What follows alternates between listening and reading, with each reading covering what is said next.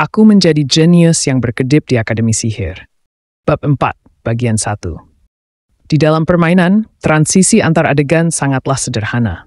Setelah melarikan diri dari para pengejar, Anda telah tiba di kota sihir Arcanium. Biasanya terjadi dengan cara seperti ini, namun kenyataannya berbeda. Entah itu perubahan adegan atau hal lainnya, saya harus mengalaminya sendiri. Untungnya, pengaturannya lebih mirip dengan era modern daripada periode abad pertengahan, jadi tidak perlu mengalami kesulitan menunggang kuda. Kereta api hanya dioperasikan di kota-kota aman, di mana setan dianggap sudah sepenuhnya dibasmi, dan balai warps dipasang di kapal udara dan beberapa kota tertentu untuk memfasilitasi perpindahan jarak jauh. Syukurlah tidak ada pengejar lebih lanjut. Saya mengenali identitas para pengejar itu. Media telah memperingatkan bahwa bandit merajalela dan menyerbu desa-desa terdekat. Kemudian, ternyata insiden ini adalah ulah gereja setan gelap yang mencari korban pada hari-hari awal. Namun, dari saat seseorang keluar dari tebing, itu sepenuhnya merupakan wilayah para penyihir.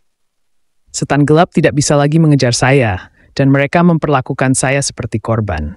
Karena mereka tidak tahu identitas saya yang sebenarnya, tidak perlu khawatir tentang konsekuensi di masa depan. Berkat ini, saya bisa melepaskan kekhawatiran untuk sementara waktu. Dengan bantuan para penyihir ini, saya dapat melakukan perjalanan dengan gerobak otomatis yang agak lebih goyah dibandingkan dengan mobil modern.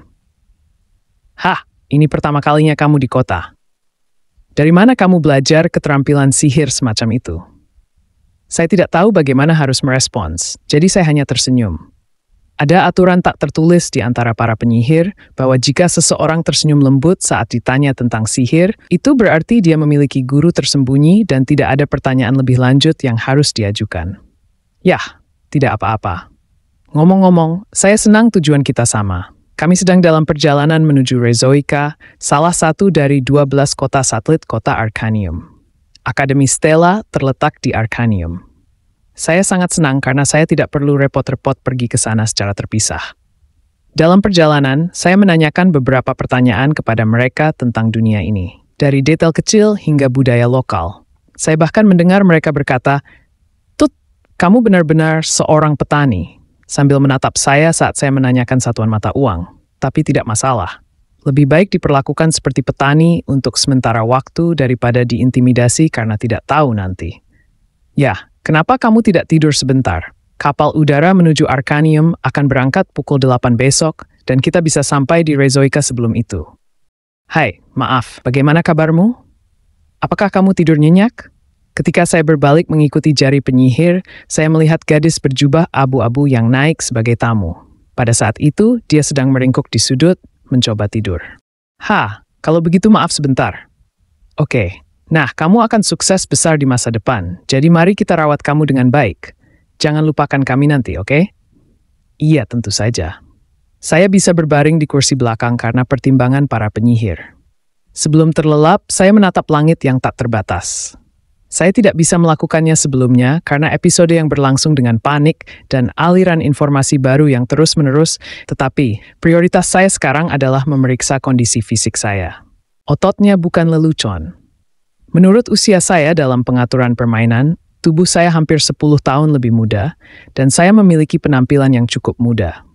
Seolah itu tidak cukup, saya juga memiliki tubuh yang kuat yang sangat berbeda dari tubuh asli saya. Saya yang asli tidak pernah berolahraga. Saat ini saya memiliki otot dada yang kuat dan perut yang terukir.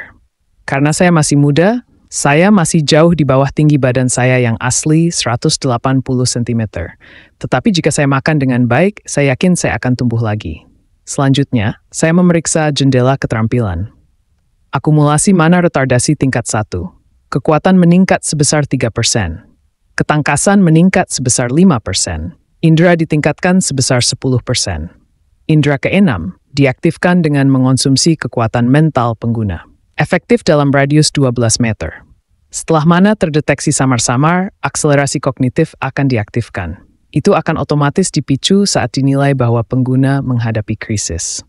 Karakteristik kedua dari karakter Baek Yusol, akumulasi mana retardasi, penyebab yang mengubah saya menjadi Kasim Sihir. Ironisnya, lucu rasanya berpikir bahwa saya masih hidup berkat akumulasi mana retardasi ini. Akselerasi kognitif dan indra ke-6. Tanpa mereka, saya akan mati lebih awal dari yang diperkirakan.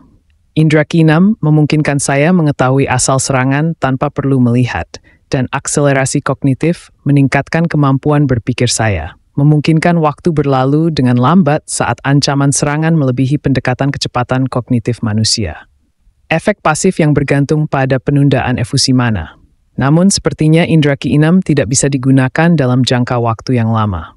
Mungkin karena kelelahan mental, saya mengalami sakit kepala hebat setelah pertempuran. Masih?